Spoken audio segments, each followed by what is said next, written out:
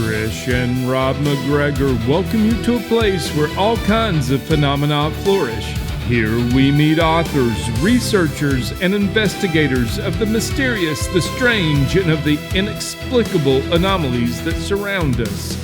Step out of the everyday world and take a journey into the mystical underground.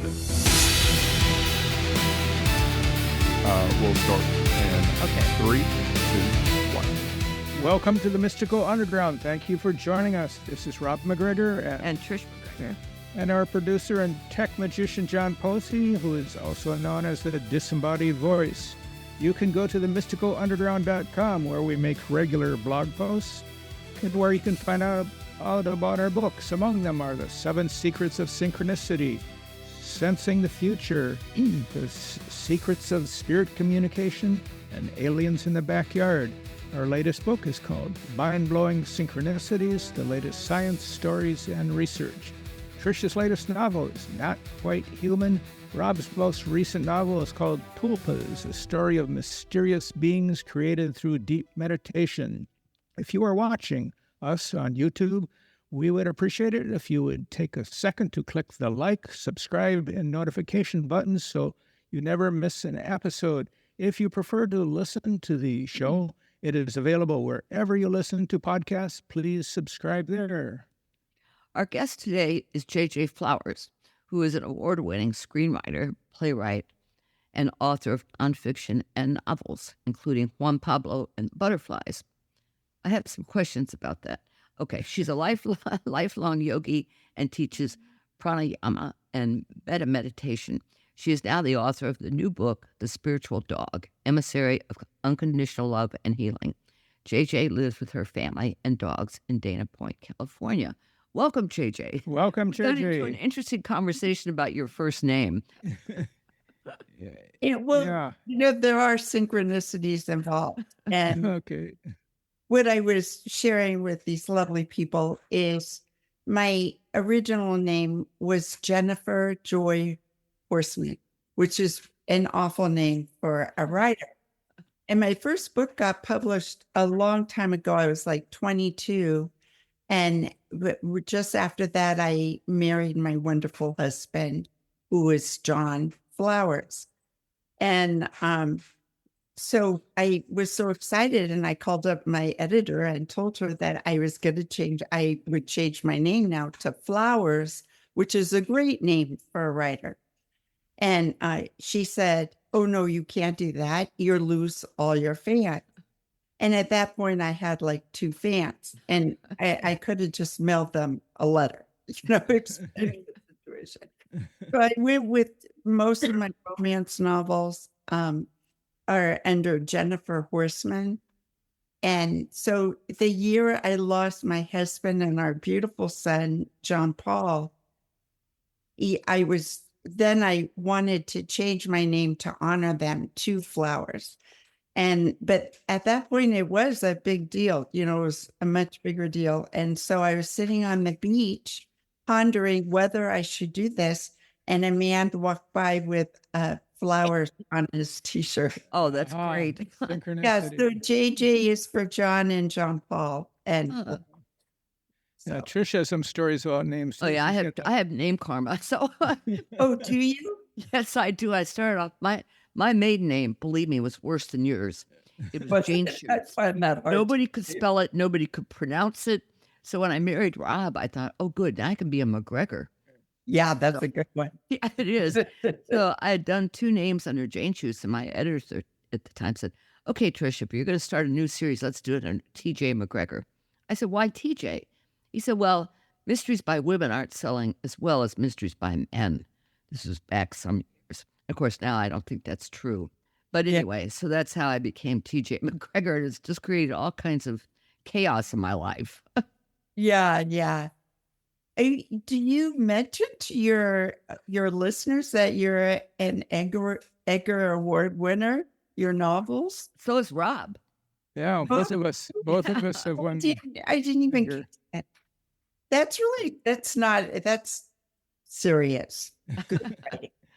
Yeah, when he won it first, and I think I won 2 years later or something. Oh, wow. Wow.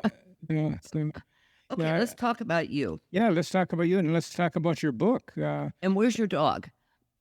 And she's curled. She's right here. Oh, Yeah. You know, when I was writing this up to introduce you, I think Google changed it because when I wrote spiritual dog, it came out spiritual God. So Uh, it flipped it around. So Trish was reading this, was getting ready to read it, and she said, "No, it's not spiritual God, it's dog." yeah.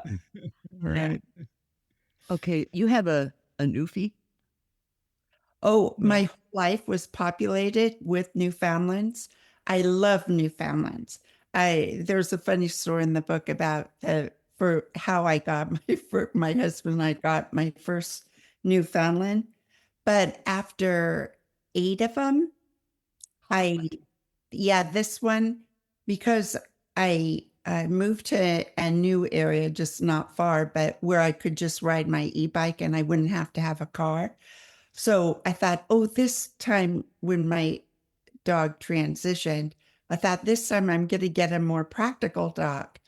And so Pip, my little dog Pip, showed up, and now I have this a dog I would never have thought that I'd have, which is the way it often is with people. I have found that you do get the dog, that your dog, whoever that wonderful being is, was designed just for you. I believe that. I Yeah. had 3 golden retrievers, and the one we've got now is just, he's the most stubborn dog. If Yeah. you take him to the groomer, he just, nope, I'm not going in. Stops. So we had to change the- groomer. Or the vet. Or the vet stops. Yeah, they don't because some very sensitive dogs, when you take them to the groom, some dogs are like, they'll do anything if they get a treat and they're fine. But many dogs are very sensitive to energy. And when you bring them into the groomers, you're actually walking into a lot of fear. Because they rip dogs from their owners, put them in cages, and do all these unpleasant things to them. And so most dogs are just like, and it's, a dog in the book, the book, I really focused on the physiology of dogs. I read every science book written on dogs, and I talked to countless vets and animal communicators too in the writing of this book. But the more you understand dogs, the more you understand that their sense of smell is very much like our sight.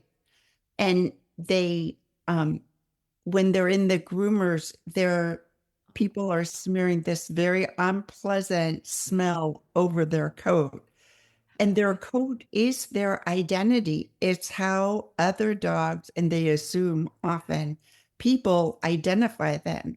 So you cloak it in, they don't smell the perfume that we smell. They smell the chemicals. And that's why often when you groom your dog, the first thing they do is run out and roll and Whatever. Yeah, whatever. Yeah. So, and just real quick, agree with everything you just said, but I've always had mexes, rescue dogs basically, but the dog I currently have was brought to me. My niece found it on the side of the road and brought it to me. And the only thing, he's a boxer / knucklehead mix. and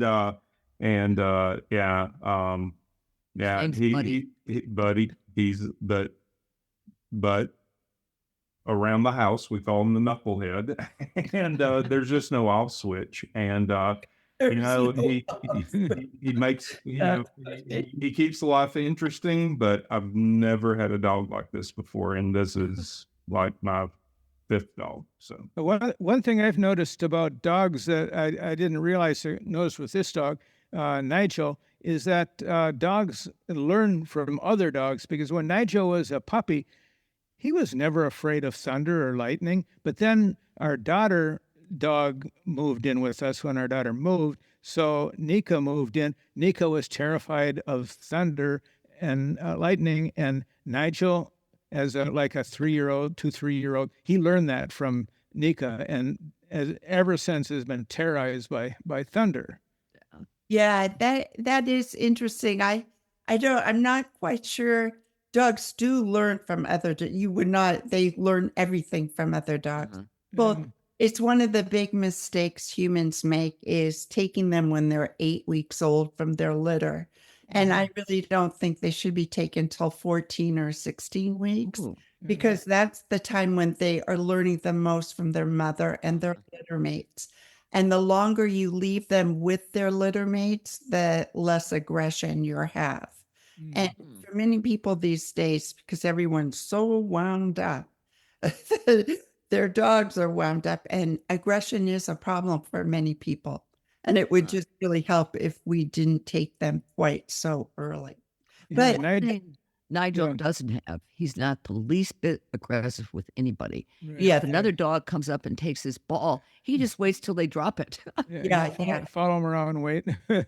Yeah. It's the golden retriever. Yeah, Newfoundlands are all the retrievers, the labs, all the retrievers are famously non-aggressive.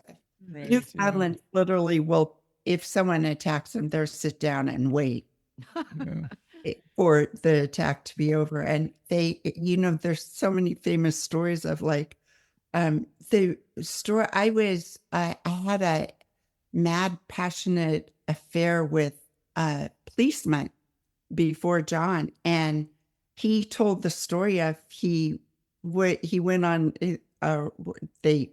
someone caught a robber in their house, and he shows up, and the robber is upstairs. He's pinned in the bathroom by their Newfoundland, pinned the guy in the bathroom with holding a football in its mouth, like just looking at him like, you're not going anywhere.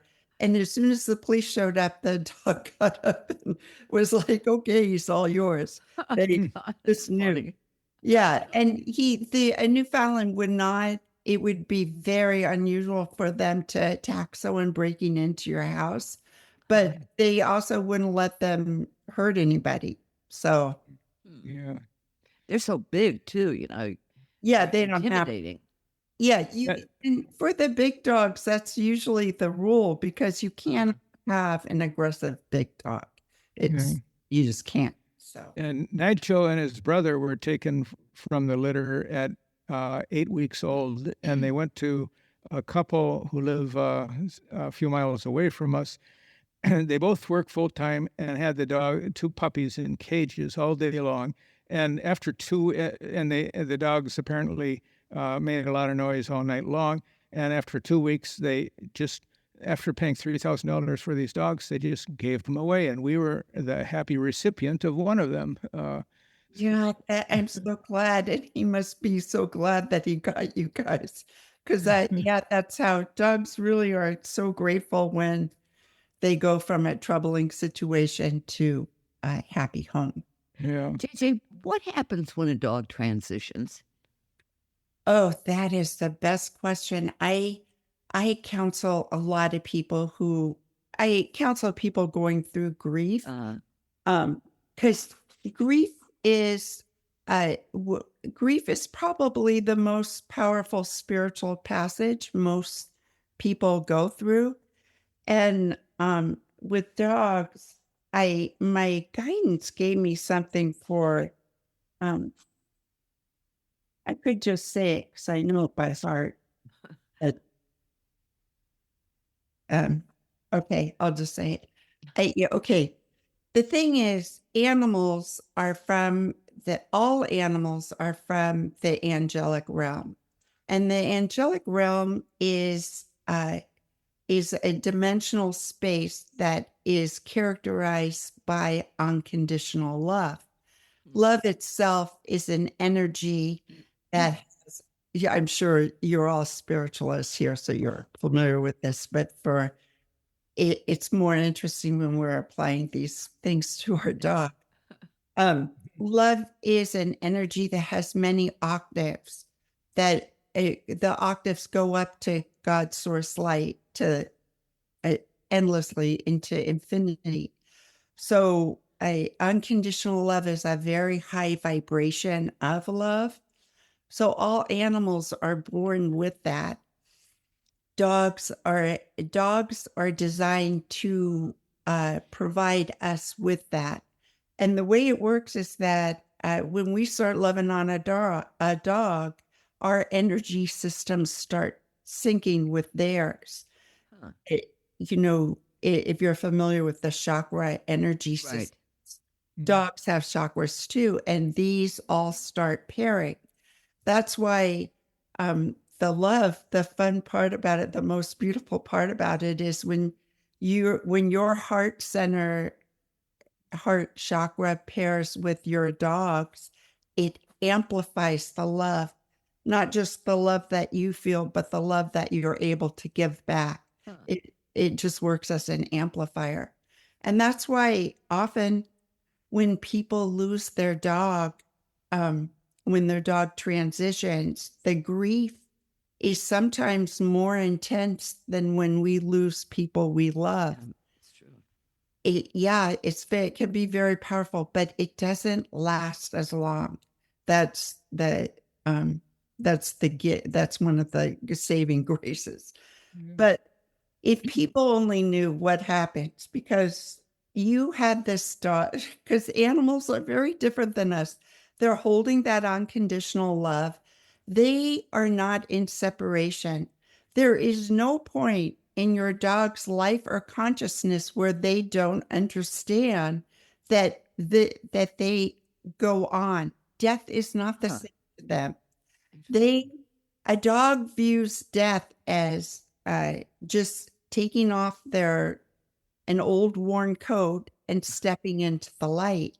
And the light is where all their soul buddies are, all their connections to souls that they love, the humans they love, all their litter mates. It goes on.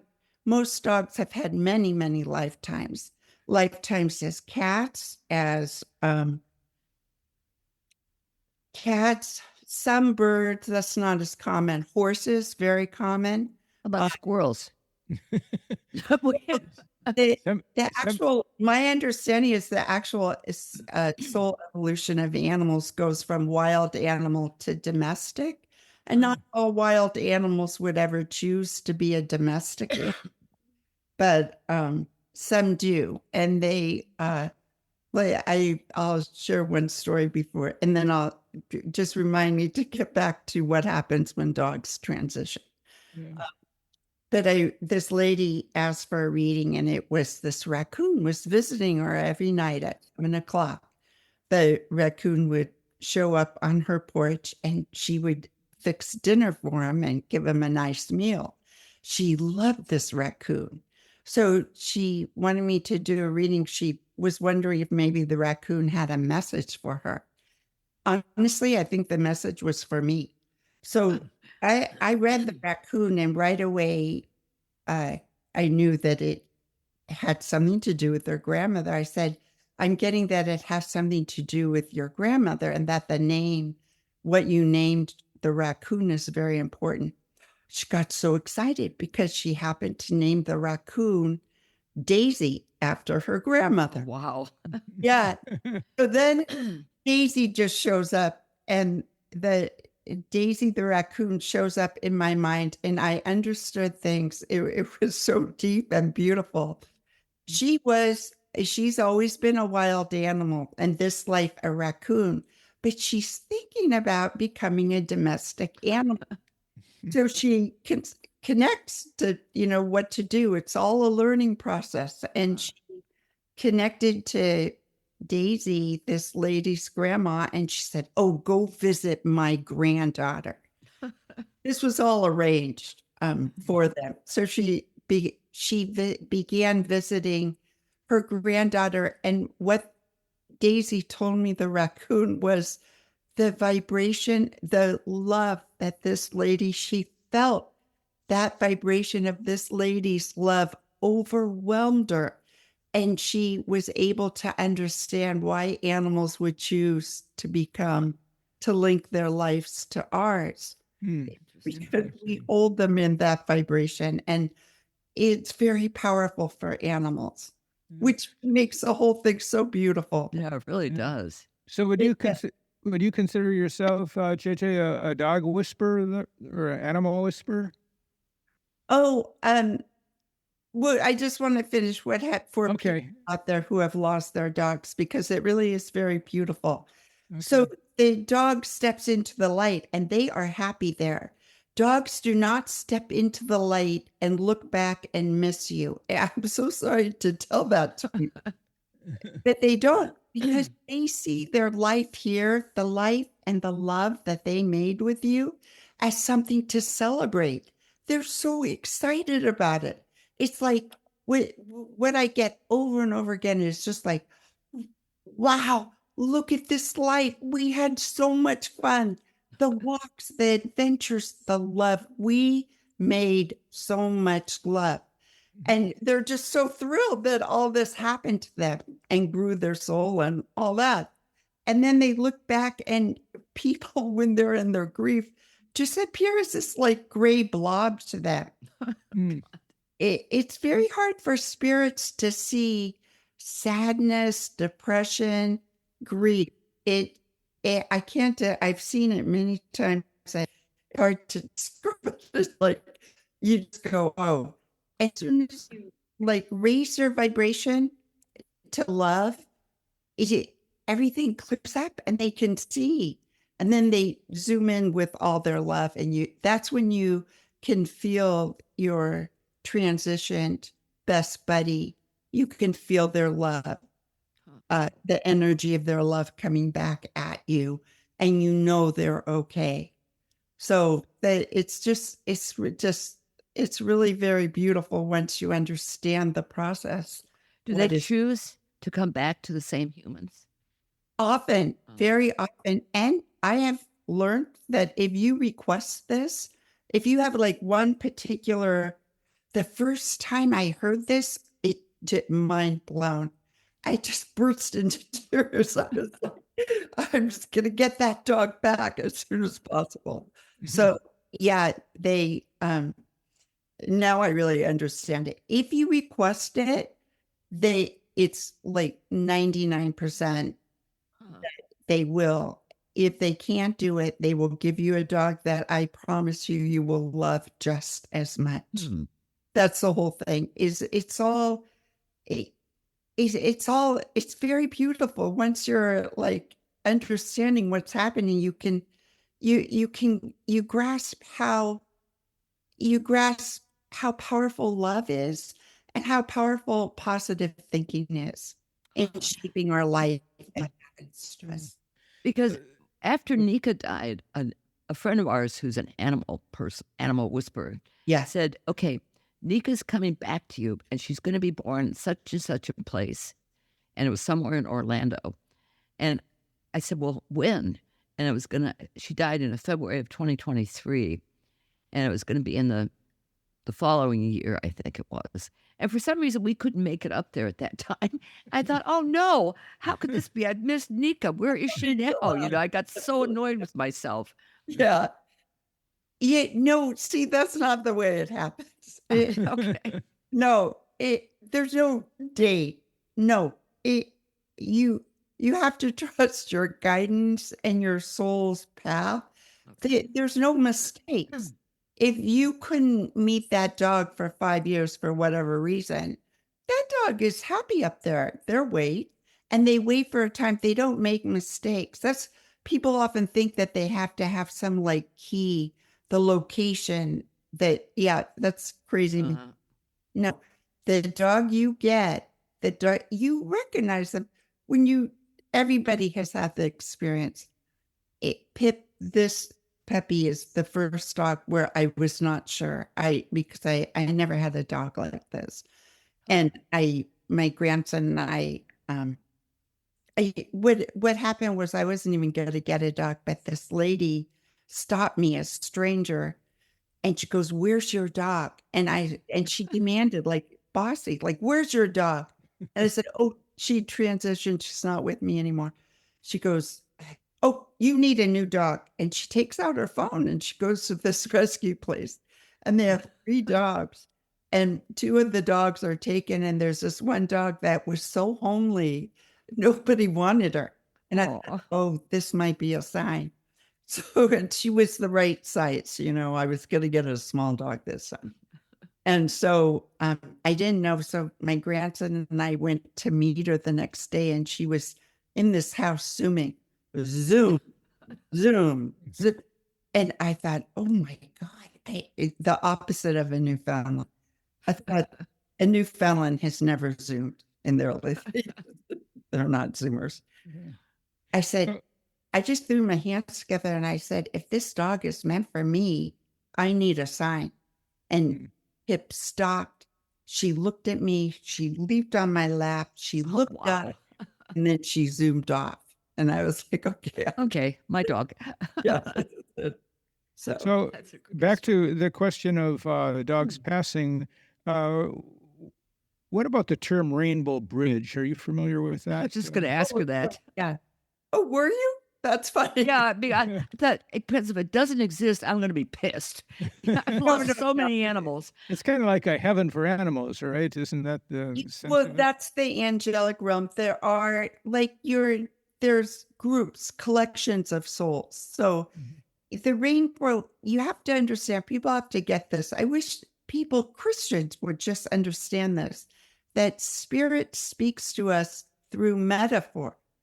There is nothing, like heaven. What is heaven? It's a dimensional, there's like thousands of dimensions, millions of dimensions, that each dimension, different things happening, different purposes, intentions, etc. Same with spiritual groups.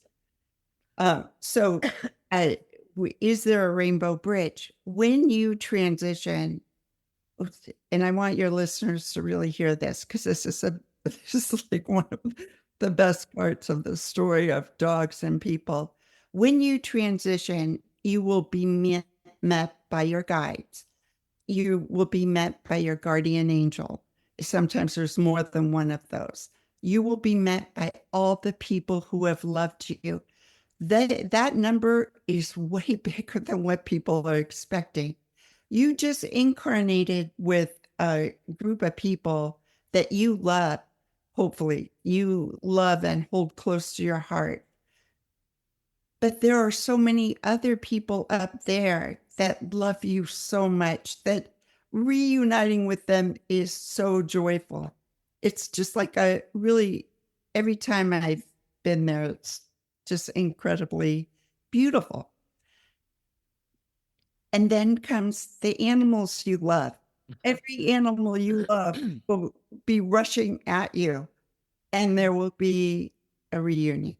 God, that's great. That's a lot And of that cats. Cats and dogs And a bird. and a bird. And you'll be surprised because sometimes dogs do return as cats, and they switch. And just like some people really prefer a masculine body and others prefer a feminine body for their incarnations, you can't just go on forever with one. You're really encouraged to switch it up. We're here to learn. Yeah. How about animals as spirit guides? What do you think of that? I mean, are you aware of that? Okay. Oh, that's just a tough question.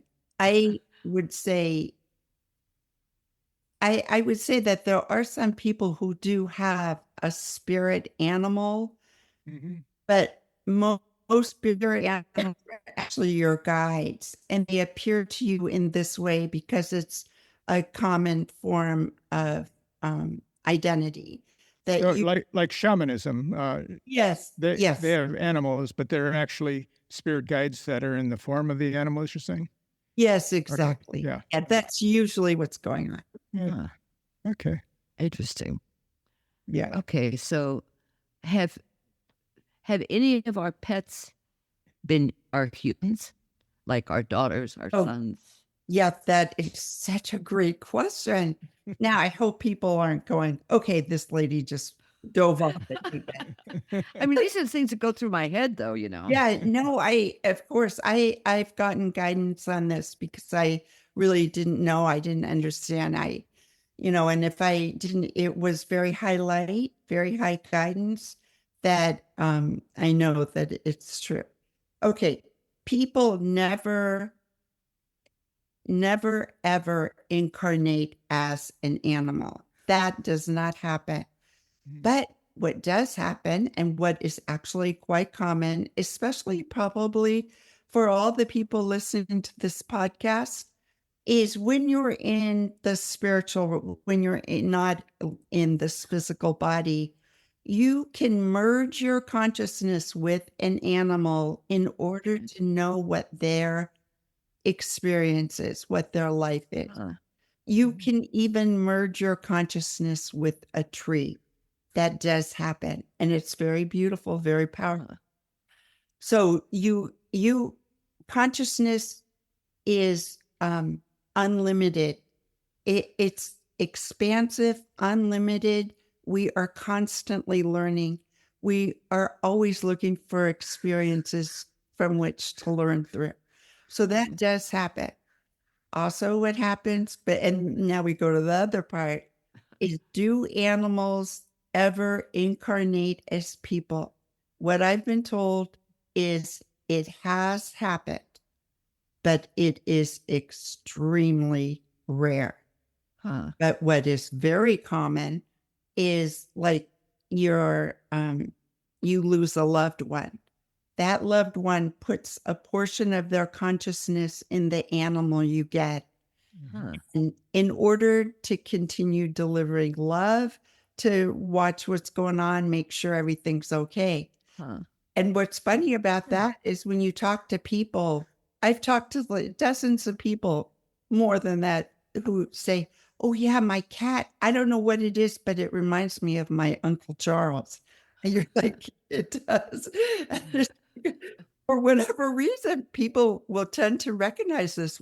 Well, people will recognize it when it happens. A lot of people you would never know, but I wonder, do they recognize it because of what the animal eats or how the animal acts, or I mean, hey, have a piece of cheese. I think it's the energy. The energy. Yeah. And when when an animal loves you, it's a very specific energy. Everyone has the most unique, when you, your love is a unique vibration that changes, but it has like a personal signature. Animals too. And so when your love meets, it creates a very unique signature. That's how you will know you're getting love. You're being showered with love by an animal who has transitioned. You feel that vibration. Your consciousness recognizes it.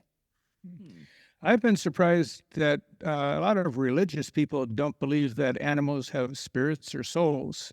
And, I remember one of my nephews saying, well, the dogs sniff butts. How is that spiritual, Guy said that. Yeah, I have no words. Why do they sniff butts, by the way? We can go there. Well, okay, I can answer that. That's really interesting. Your dog, they can smell you. Okay, let's just go through it. They can smell you from 10 miles away. They will smell you. They can smell the dead rat down the block and your neighbor's pie in the kitchen. Oh. They smell, like in your living room, a dog can smell your couch hasn't. Unlike us, when we walk into a room or a situation, we smell in a collective, we get one odor. Dogs smell individual odors. They can smell your couch. They smell the plant, the dirt. They smell the floor. They can smell the spider in the corner, the bug running along these all come to them. But the thing about it, dogs and their superpower, their sense of smell, is that they don't smell. Smelling is a conscious act. They don't walk around smelling. They only smell when they want information. Otherwise, they couldn't live with this. I mean, or shampoos, the dishwasher, soap, the gas in the car, it would all drive them crazy, you know. Well, that's why, I mean, on our way into the dog park, Nigel always stops first to sniff the grass. There's always particular areas where he goes to that, you know, and he's totally captured by whatever he's smelling. Yeah, it brings an image in their mind, just like their eyes do. And like the information they get from their dogs, you know, this is a very interesting little known fact that there's a genetic sequence that only canines share with people, only people and canines. Wolves don't have it, coyotes don't have it, none of their close relatives have it, only dogs. And that is it's for socializing. Dogs are the most social. A healthy dog loves other dogs in the same way a healthy person enjoys the company of other people. So much of their smell, the information they get from dogs is like crazy. They know how old they are. They know what they ate. They know their sexual proclivities, if they're neutered, of course, they know that. They know, they can smell the dog's emotion. As they're meeting, dogs will sense a dog that's frightened and, or sad or happy or sociable, whatever. Yeah, dogs really smell. At the butt sniffing? Yeah, in the dog park, they immediately go to the butt. You know, I mean, they don't greet each other in the face very often. They just go right to the butt, and I guess they learn a lot. I mean, they don't sniff human butts, so. Right. Well, no, they do. Oh, they do. Really? Oh, yeah. Okay. One of my dogs just would go right up. It's Really? her head was right there. So Okay, so much factory, Rob. yeah. I guess I've experienced that too. Yeah, everyone has a dog. But in my book, I list the 20 dogs communicate telepathically with each other. So there's a lot of information exchange, but there will be physical manifestations of communication. And in my book, I have the 20 signals that dogs give when they're meeting each other. And there's a lot that happens before they get to the to the back end. Yeah. There's 10 steps before that. You're like it. You're appreciate it when next time you walk your buddy. We always wonder what they would say if they could speak, you know, rather than just bark or yawn. My book, they talk. Well, in my book, I really show there's different methods you can use to communicate with your dog that it really works for most people, especially people like you, writers who are probably, don't you feel that a lot of writing is channeled? Yes, of course. Yeah. A lot of fiction. Yeah. Oftentimes, if I'm stuck or blocked, I just type a question, and suddenly, you know, the answer comes. Yeah, isn't that it? Yeah, right. You should do a whole show on that. That'd be fun. I wrote a play on Ben Franklin, who's one of my favorite people, and I felt like Ben, the play's plot is that Ben Franklin shows up to a middle-aged writer and wants her to write a play about his life. And like, well, Ben, you have so many great anecdotes, but you just don't have, there's no story. So it's called The Story of Ben Franklin. But I felt as if Ben Franklin was sitting next to me telling me what to write. And when I read when I read it, it doesn't seem like me at all. That's pretty interesting. Yeah. But was this play produced or? No, not yet. I just got a reading, which was so much fun for me. It was just a blast. So I had a reading with real actors and stuff. Oh, So okay. first- Cool. Yeah, I'm excited. So why are dogs afraid of thunder? Go back to that. Yeah. There's a lot of different theories, but I suspect that it really has less to do with the noise and more to do with the electricity Mhm. piling in the atmosphere. Because electricity, there's this book called The Invisible Rainbow. Some of your listeners might be interested, and it's the history of experimentation with shooting electricity into the human body. Ew. Ben Franklin was definitely a part in it, but it was fascinating. It's just unbelievable. We know so little about the subject, but it affects animals and people differently. Every body is different, and some bodies are extremely sensitive to electricity. Other bodies, not at all sensitive. Some are sensitive to different frequencies, levels. It goes on and on. So it's very hard to reach any one conclusion, but electricity is a very powerful, underappreciated in the world. You read about teaching puppies or teaching your dog to walk without a leash. We've always done that too. Golden retrievers are great dogs. They would just carry the leash themselves if you put them on. Right. Yeah. Put it in their mouth. Yeah, you see that all the time. They're just It's so they cute. really are wonderful dogs. So you think that's a good idea for dogs to be able to walk along with you without being on a leash? Yeah, I think that if you don't, I don't know how to say this, but I think it's essential I think it not only it grows you when you do it because you learn trust, you learn to trust your dog. So in the book, I take people step by step how to do that. Because honestly, all dogs need some off leash time where they're not constrained by the leash.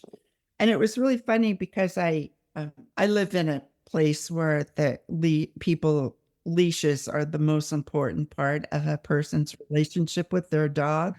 So I could never do it with a Newfoundland, even though Newfs are like retrievers. They do not need a leash ever.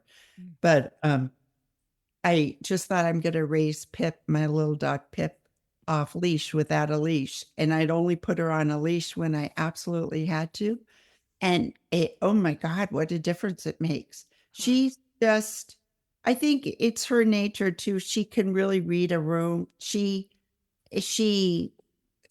understands every dog. If she's approaching an aggressive, vicious dog, she handles that. She's just like really smart with other dogs.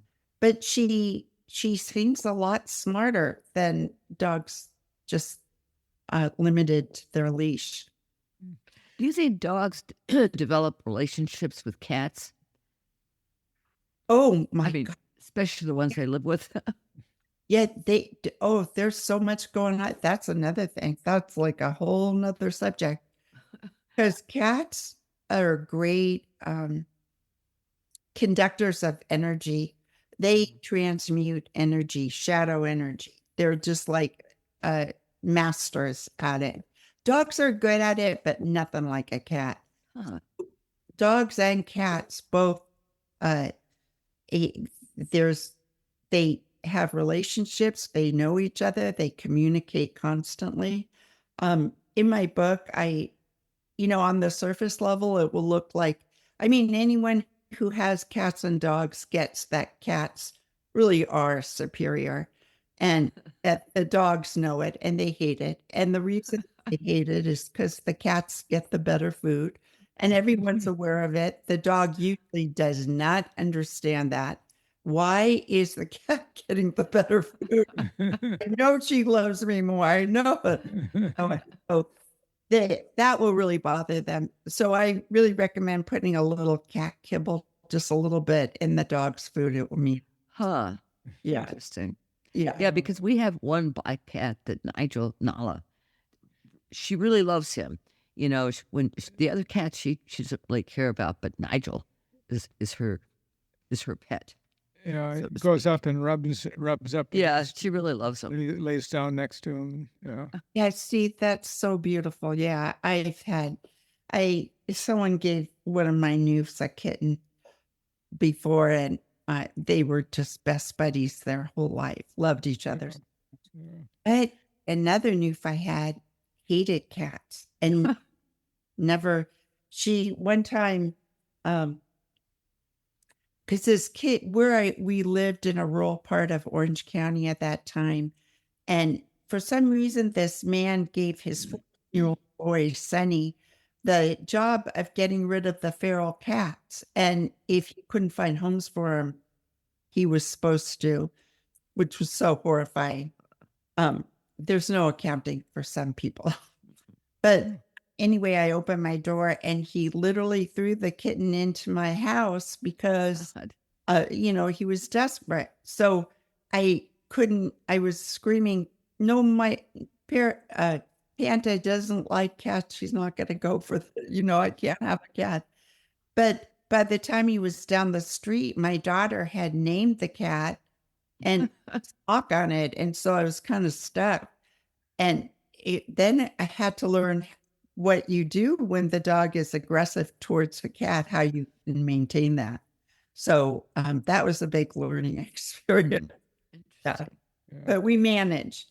And then this is a funny story. One time there was a big fire in Laguna Beach. I mean, it was the 92 fire. It was national news. But I lived way up on top of the hill. It's like 2 miles up a hill in a neighborhood called Top of the World. And my mom left with my kids and some artwork, and it was just me. I had to go through every house to get the dogs because they weren't letting people back in to save their dogs. So I had to do it. Oh, how awful. Yeah, it was awful. But you didn't want people to die, the No. way they think about it. So I got everybody's dog and I put him in my car.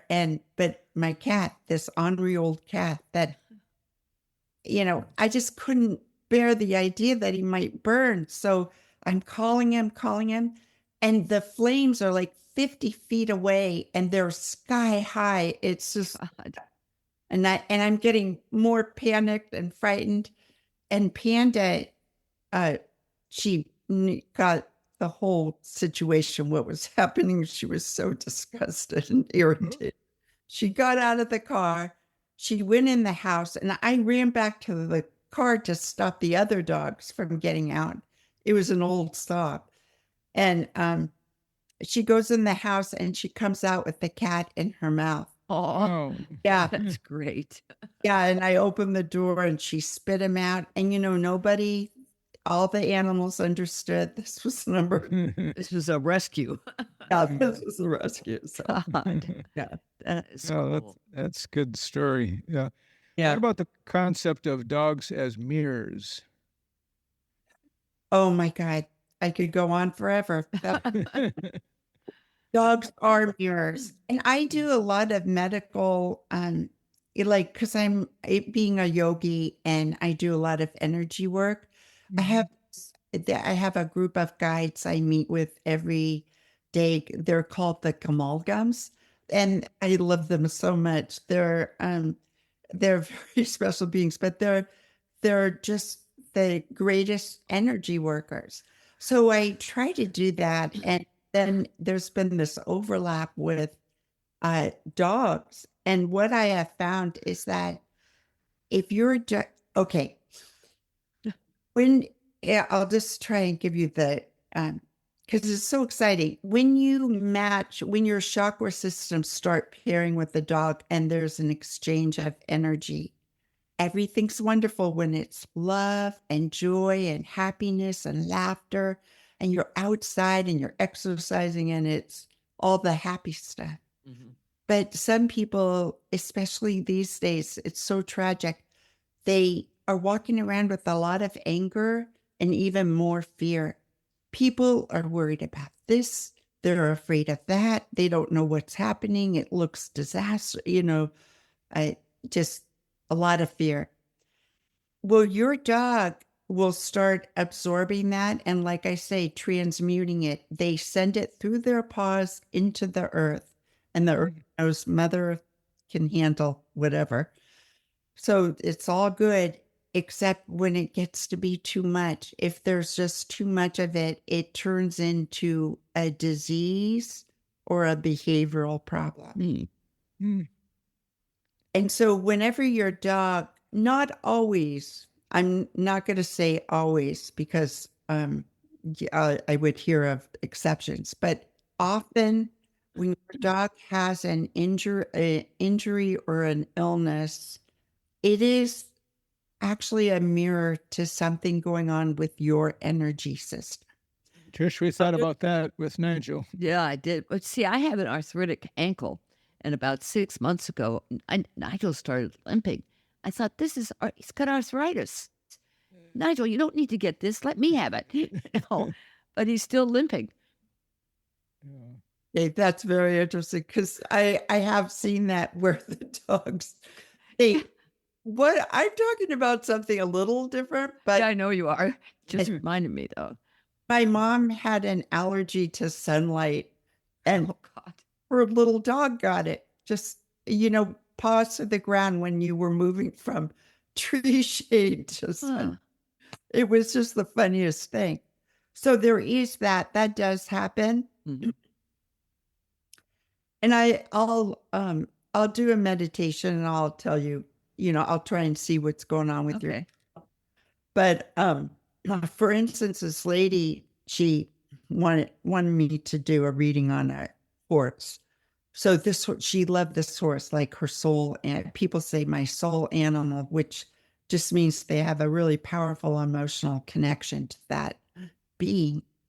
And so her horse, Starlight, she got a wound in her left leg, and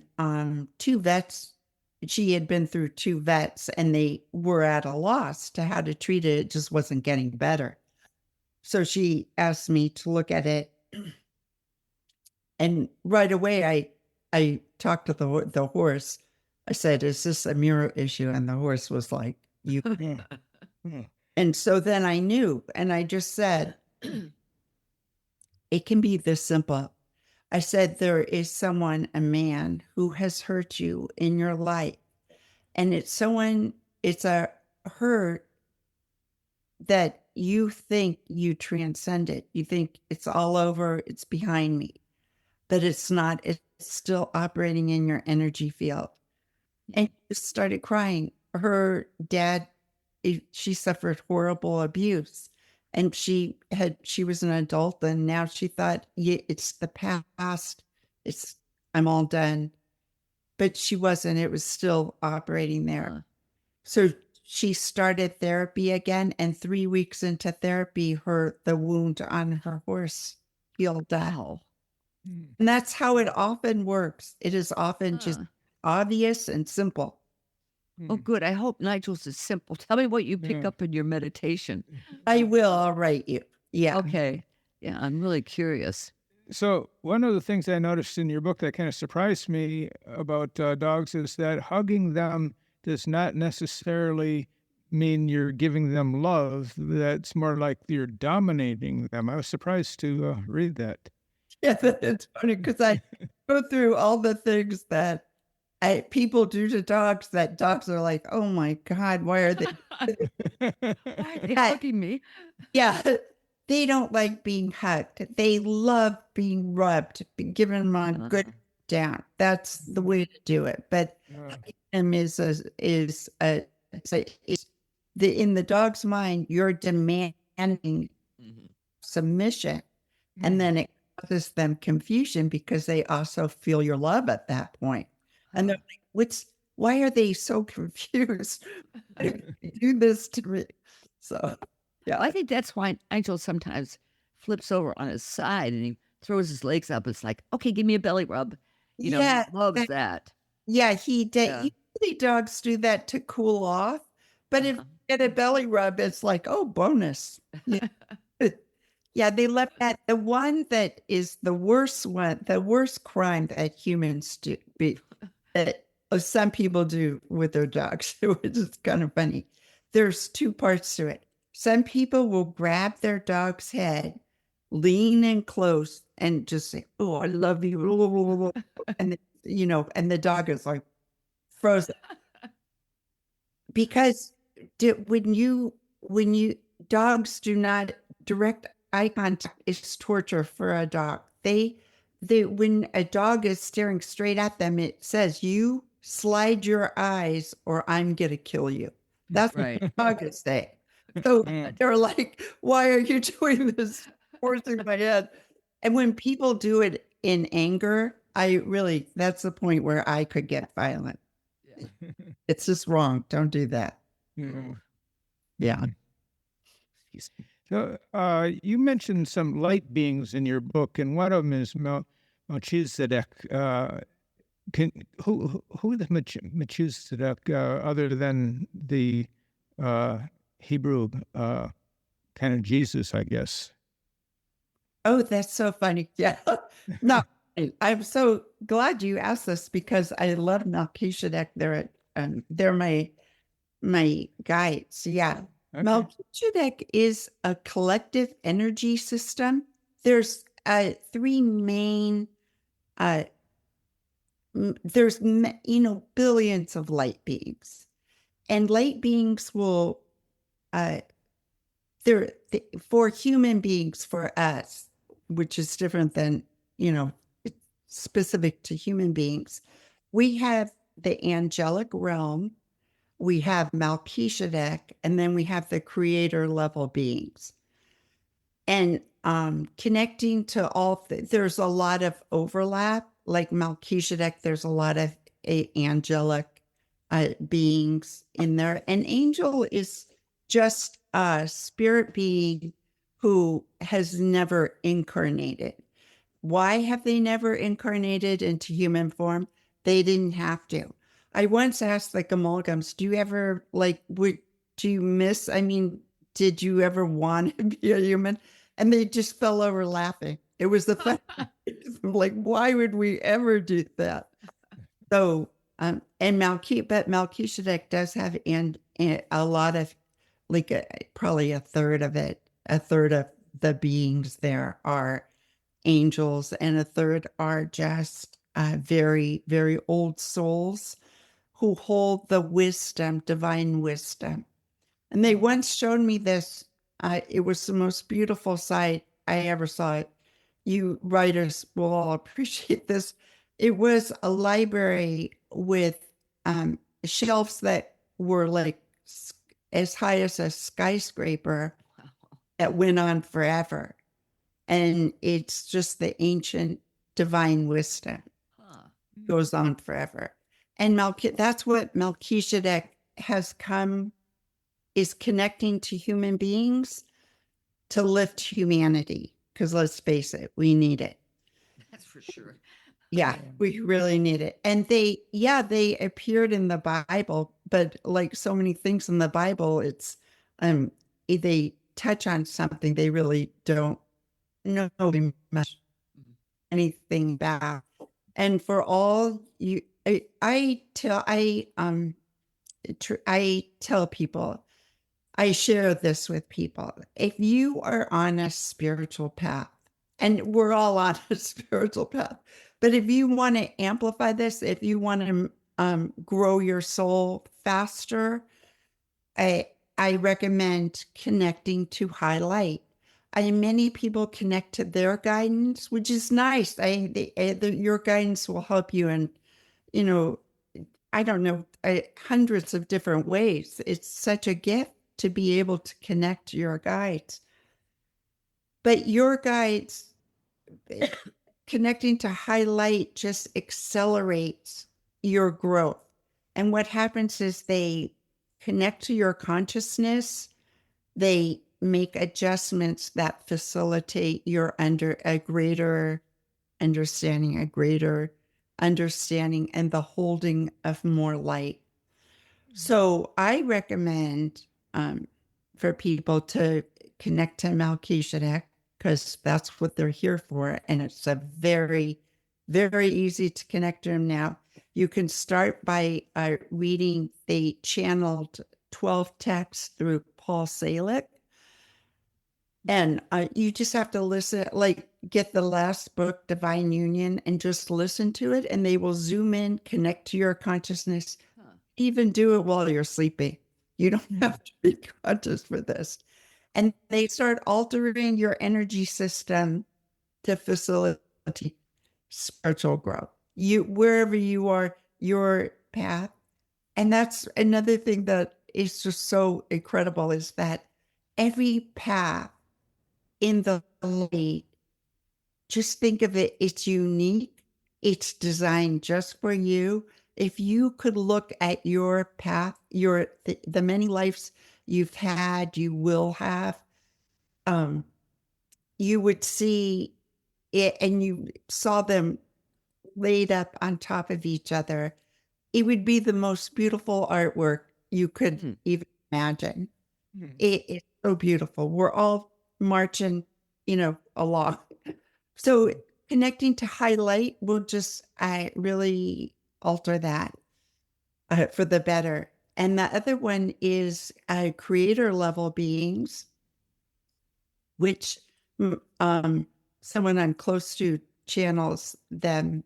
She's probably the greatest energy healer on the planet, Alicia Power. And you can find her at soulmentoring.com. All this is in my book too. I explain it probably a lot better, hopefully a lot better than what you. But I really recommend connecting to highlight, because it would just, wherever you're at, it's going to make it even more interesting, more fun. Now, explain what you mean by highlight. That's something that, that's an interesting question. Just like there's octaves of love, grow in light, the amount of light your energy body is holding. And there's people like your dead Aunt Tilly, God love her, we love her, but she's probably not holding a lot of light. She's probably had as many lifetimes as you and has messed up as much as any of us. But when you go up in light, you're getting beings who have been there, done that, and seen it all. And they're to just facilitate this physical experience so that we can make this gift of a physical life the most that we can. So humans now, what we're supposedly doing is moving towards higher awareness, evolving. What about dogs, though? What is the dog's greater purpose? Love. Yeah. My understanding is that I think I might have at one time in my life objected to this, but my understanding is that a dog's purpose is to serve us in love, to grow us in love. Mm-hmm. Yeah. One of the best examples, one of the best examples of unconditional love ever is. Yeah. Yeah. Yes, designed by God Source Light, the creator level they knew we needed help. We would need help. And so they gave us these beautiful beings to join our lives with, and who just deliver love. They I know when we transition, we'll look back and realize that the best part of our life was walking the dog. Going to the park. Yeah, going to the park. Yeah. So, Okay. I guess we're coming to the end of our hour now. Oh gosh, I haven't talked to you for hours. thank you. That's so sweet. So, how can people reach you? I mean, you do readings for dog owners, right? No, I just do. If you buy my book, here's a sad story. The writers here will appreciate this, I'm sure. I have many unpublished, not many, but like 3 unpublished children's novels that I love. And I would just love to get out there. But because my last books didn't sell that well, Gosh. yeah, see, we all know. We've gone through that. And I got to 86 and I can't, it's hard to Self-publish it. No, when you self-publish, you just end up begging your friends and family to buy your book. Yeah. And you might get Well, to 50 a certain sales extent, in a year. That's true. But sometimes people who don't know you, have never read you, discover your books, Yeah. That can happen. especially for children's books, I would think. Yeah, we will see. I'm just that if this book, and also I have a wonderful publisher, they're just like one of the greatest publishers I ever had. And I would like to, at least make back the advance and stuff. So You've got a good publicist too. I Yeah, got that's trouble terrific. with it. Yeah. I mean, I never had that before. But with romance novels, when you're writing trash, you do not need a book. They're just going to fly off the shelf. But when you're writing something else. So anyway, if people send me, you can find on my subs. I have a Substack. Just JJ Flowers Substack. It should come up. Spiritualist explains it all, the wisdom of the channel text.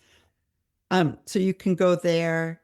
But if you buy my book, The Spiritual Dog, which if you love dogs, I promise you will love this book. That's a great book. Just like, Yeah, it is. yeah. I enjoyed reading it. Yeah, it's fun to read. So, I mean, it's just a lifetime and my guidance.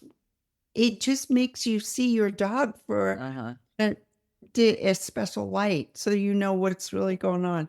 John, I sent you the book, right? Yeah. In But I PDF. do readings for free. And if you buy my book, I'll give you a free reading. No, that's nice. But just remember, you get what you paid for. We will promote this for sure, and maybe a way. For me, the way to end this is I love you, Tyler. I don't know where you're at, but I'm coming to see you. So Yeah, same here. I love the Nika and the Noah and and Jesse. Jesse. No. 22 cats buried in my backyard. It's just That's the problem with dogs. They don't live long enough. yeah, I only had 8 years with Tyler, but he was the best doggo ever. He was the best. He was the most human soul I've ever known. That dog. Yeah. Thank you, JJ. Thanks for joining the Mystical Underground. Visit www.themysticalunderground.com for the latest blog post and book info. Subscribe to the podcast on Apple Podcasts, Spotify, Stitcher, Google Podcasts, or your favorite podcast app. Listen to the podcast at podcast.themysticalunderground.com. Follow Trish and Rob on Instagram at Trish and Rob MacGregor. Follow us on Twitter at The Mystic Cast. Send email to podcast@themysticalunderground.com. And until next week, thank you for listening and stay mystical.